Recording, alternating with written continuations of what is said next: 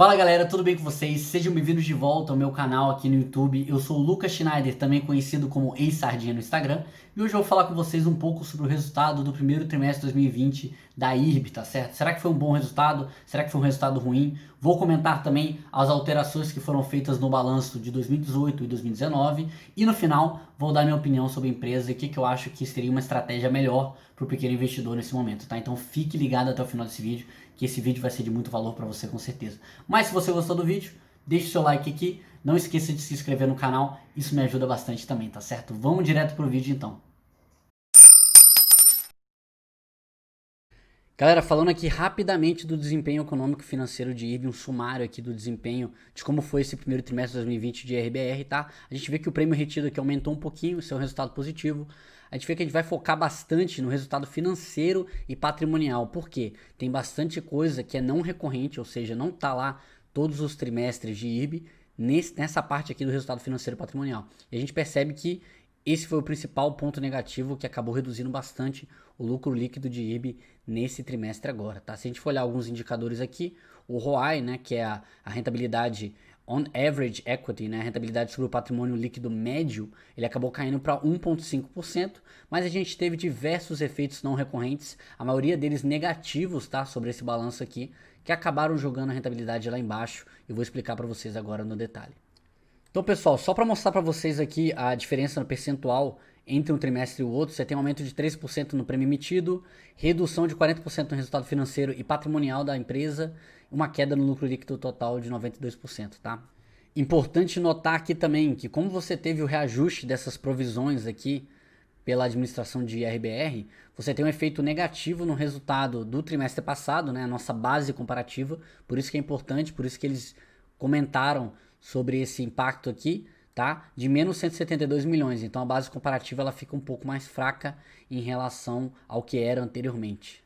Pessoal, olhando como é que foi emitido o prêmio aqui, né, por segmento, né, tanto no Brasil como no exterior, você vê o percentual do Brasil aqui de 55% no primeiro trimestre de 2019, uma queda em relação ao exterior aqui, grande parte por conta da valorização cambial do dólar, o que acabou jogando esse volume do exterior aqui muito maior do que no primeiro trimestre de 2019. Também teve algumas quedas aqui, tanto no patrimonial como nos riscos especiais, né, dos prêmios emitidos por IRB. Então, pessoal, vamos falar um pouco aqui do resultado financeiro e patrimonial desse resultado de IRB, porque é um resultado que realmente teve bastante não recorrente, que modificou um pouco e é um grande impactante, um dos grandes motivos pelo qual o lucro líquido de IRB caiu tanto, né, nesse trimestre no comparativo com o trimestre passado. Tá? Se você olhar aqui, você vê que o resultado financeiro tinha sido positivo de 210 milhões, esse trimestre foi 120 milhões, então teve uma queda de 90 milhões, considerando um resultado financeiro bem ruim aqui, né, de uma queda de quase 300 milhões no comparativo, compensado positivamente por um resultado patrimonial de 194 milhões positivo nesse trimestre, né, por conta desse ganho de capital de venda de shoppings, tá? Então, aqui eles falam que eles venderam o shopping Guarulhos para o fundo XPML, por exemplo, né? Então, você tem uma operação de 308 milhões que acaba entrando como resultado patrimonial da empresa.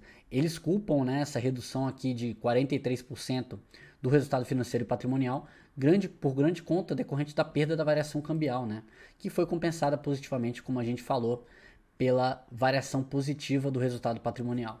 E no final, né, de uma forma bem simples aqui, eles mostram um gráfico no qual você vê o comparativo entre o lucro líquido do primeiro trimestre de 2019 e o primeiro trimestre de 2020. Mas tem que lembrar que nesse trimestre aqui você teve um resultado financeiro muito positivo, né? 300 milhões acima do que teve nesse trimestre aqui. De forma que olhando esse resultado do primeiro trimestre de 2020 de IRB, eu acho que foi um resultado bem razoável, considerando aí diversas perdas que as seguradoras acabaram reportando nesse trimestre. Acabou que IRB conseguiu se sair melhor aí, tudo bem que por conta de um não recorrente, né, nas suas contas de venda de patrimônio em shoppings, mas ainda assim um bom resultado para a IRB nesse trimestre. Pessoal, falando agora um pouco de uma parte que eu acho mais importante, né, os ajustes que foram feitos em 2019 e 2018, tá? Então você vê um ajuste aqui na provisão técnica líquida de retrocessão de 850 milhões negativo e 195 milhões negativo em 2018, né? Acaba que então cerca de 1,05 bi aí a quantidade de provisões que tinham sido colocadas de forma indevida no resultado aqui de RBR. Acabou que isso teve um efeito no resultado de 550 milhões em 2019 e 120 milhões aproximadamente em 2018, tá? O efeito no patrimônio líquido negativo, considerando os 2 anos, de menos 1 bilhão, tá? Então, 1 bilhão de patrimônio líquido foi o que IRB acabou tendo como impacto aí no seu patrimônio líquido por conta desses reajustes que ela fez nas provisões.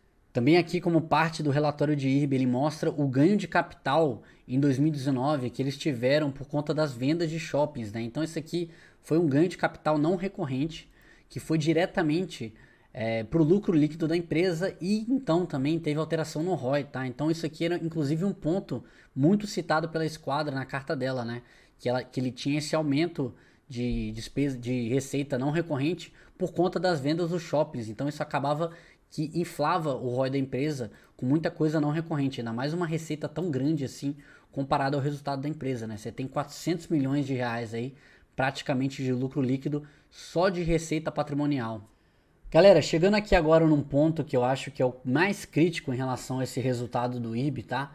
É a insuficiência da liquidez regulatória da empresa. O que é essa insuficiência de liquidez regulatória da empresa? A SUSEP, que é o agente regulador da atividade de resseguros e seguros no Brasil, ela exige que a empresa tenha uma liquidez suficiente para conseguir pagar os seus sinistros caso eles ocorram, né? E quando ela analisou o balanço de IRB, ela notou que existia ali uma insuficiência de caixa na empresa. Então a empresa precisa de caixa para conseguir atuar conforme o mínimo regulatório, tá? Então isso é importante que IRB consiga ajustar isso o mais rapidamente possível, né? E depois dos reajustes que IRB fez nas provisões, acabou que essa insuficiência de liquidez ela chegou a 1,4 bi no final de 2019 e no primeiro trimestre de 2020 a 2,1 bi. Então bastante dinheiro aí que IRB precisa trazer para o seu caixa de forma repentina.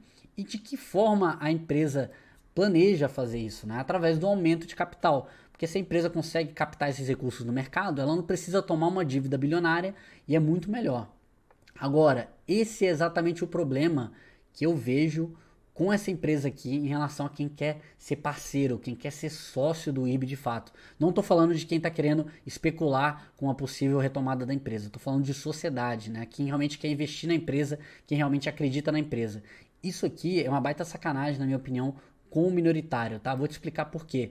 Enquanto o IRB em 2018 e 2019 estava colocando todas aquelas provisões que aumentavam muito o seu lucro líquido, que aumentavam muito a sua rentabilidade, distribuindo muitos dividendos diretamente do seu caixa, isso acabou causando isso aqui, tá?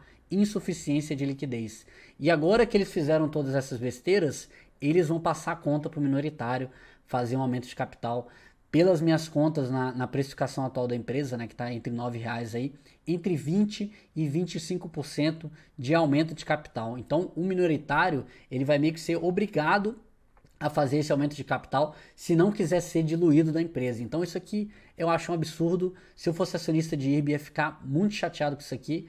E a ideia é a gota d'água para mim, né? Não tem jeito realmente você se manter sócio dessa empresa que cometeu diversos erros no passado, está tentando melhorar agora, mas está tentando passar conta para o minoritário, na minha opinião. Eu ficaria longe dessa empresa, independente do prejuízo, né? Eu já cheguei a comentar isso um pouco sobre isso no Instagram. Eu acho que não compensa essa dor toda de cabeça, ainda mais por um case que, na minha opinião, tá?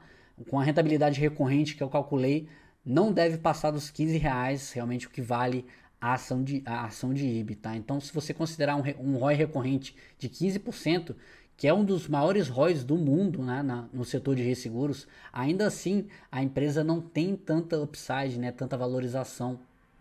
Se tudo der certo com esse aumento de capital, se não tiver outros reajustes a serem feitos no balanço, enfim, eu simplesmente acho um caso, um case, né, que tem muito risco para o seu potencial, para sua potencial valorização, caso tudo dê certo. Eu ficaria bem longe desse case, tá certo? Mas é isso. Bom, pessoal, é isso. Finalizando aqui o vídeo, né? Espero que vocês tenham gostado desse vídeo sobre RBR. Eu tentei traduzir aqui, deixar da forma mais simples possível para vocês entenderem um pouco esse resultado de IRB, quais são os próximos desafios que a empresa tem, né? Na minha opinião, são desafios bem grandes, ainda mais que tem uma grande desconfiança do mercado em relação à empresa. Então esse aumento de capital Provavelmente vai ter que ter uma injeção de capital bem grande dos bancos controladores, né, do Itaú e do Bradesco, tá? Inclusive, eu queria falar uma coisa para vocês, tem muita gente que eu vi comentando, falando, olha, se a empresa não fosse boa, se a empresa não fosse dar certo, o Itaú e o Bradesco não estariam comprando tanto. Pessoal, vocês têm que entender o seguinte, é de interesse do Itaú e do Bradesco que eles tenham controle do setor de resseguros do Brasil. Afinal, eles têm posição em muitas seguradoras também, tá? Mas o que acontece? O objetivo do Itaú e do Bradesco manter o controle de IRB não é o mesmo do acionista minoritário, tá?